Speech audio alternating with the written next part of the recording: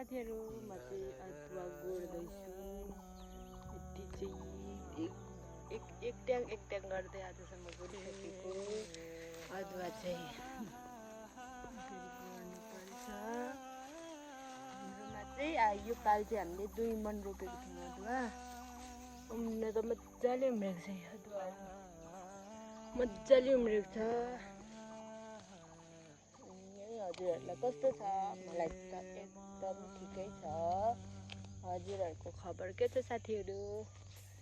हाम्रो गाउँतिर त यस्तै छ, कहिले के गर्नुपर्छ कहिले के गर्नुपर्छ। काम त गर्नुपर्छ, काम नगरी के हुँदैन। पानी पर्न लागेको छ पुरा र अनि कति गर्मी छ। यस्तो भए पनि गर्मीले मर्नै आँटिसक्यो। तपाईँहरूकोतिर कस्तो छ?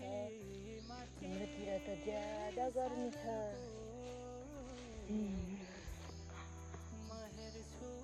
यो चाहिँ हाम्रो कान्छी बुढीको घर हो। मेरो घर चाहिँ हो माथि, त्यही हो। 1 मिनट पनि लाग्दैन पुग्न। बाई बाई साथीहरू, आजको लागि चाहिँ यति नै।